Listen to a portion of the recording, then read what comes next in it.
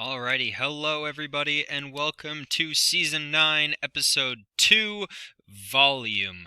Today we are going to be calculating volume of a 3D object and using some problem solving to get there.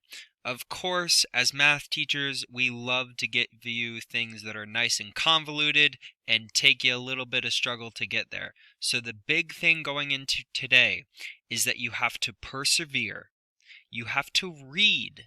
You have to understand what you are given, persevere some more, and then try to get to where you're being asked to go. Some people get into these problems and they just throw their hands up. They're like, I don't know, there's too many numbers floating around. That's not going to be you, okay? So the whole thing with today is that you can look at a shape, break it down into its pieces, and understand what it is.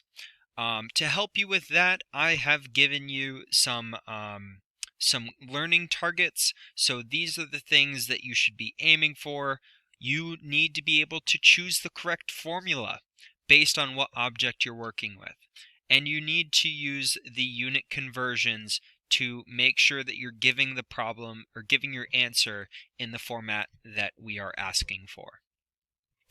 I've also given you some guiding questions to ask yourself while you're going through these problems.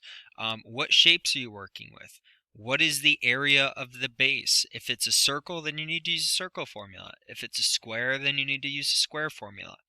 Or a triangle, so on and so forth. And all these other questions for when you get stuck, you need to ask yourself those questions and really try to find the answer to them, and that will help you get out. And if you proceed as if success is inevitable, then success will be inevitable. So if at first you don't succeed, try again. All right, let's get into it. So as we talked about in topic 1 or episode 1, volume is the length, width, and height of an object. It's three-dimensional. The most simple version of that is a prism. So we can think of prisms as any shape where you have a base and then you extend that base into 3 dimensions. Okay, this is not going to look super fantastic, but you get the idea. So this would be a rectangular prism. It's got a rectangle on the bottom and then it extends up.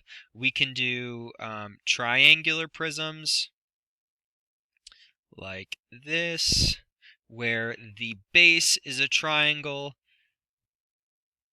and we extend that out. And we can also do circular prisms. We know those as cylinders.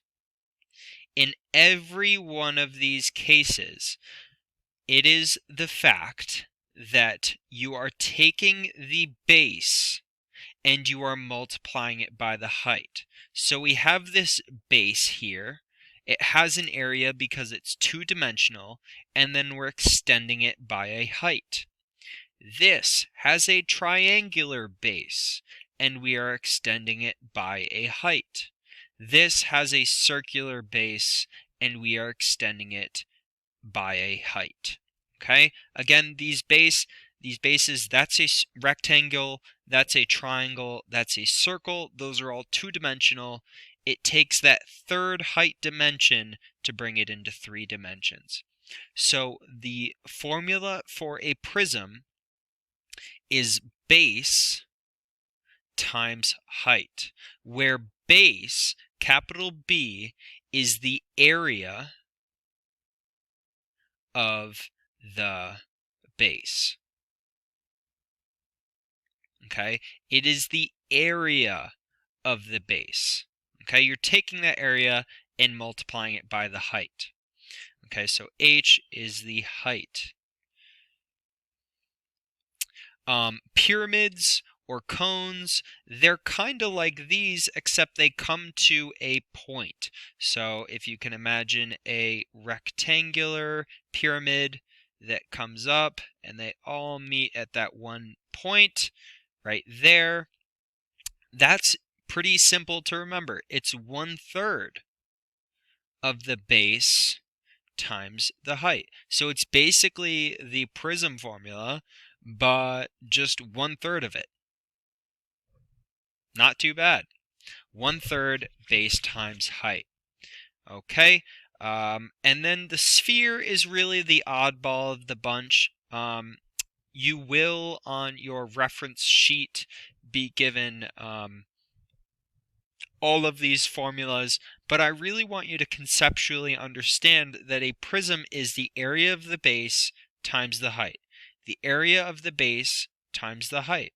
For a sphere, it is a little bit different.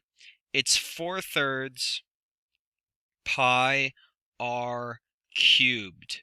We can kind of see the area formula in here, pi r squared. But yeah, area of the base times the height.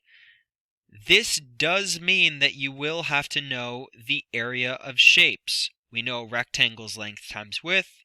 We know a triangle is 1/2 length times width, and a circle is pi r squared. If you don't know those, probably be good to know, but they are on our reference sheet. So let me drag this one over here so it pops out. There we go. All right, sorry for wasting your time on that, but that is going to set us up for our problems.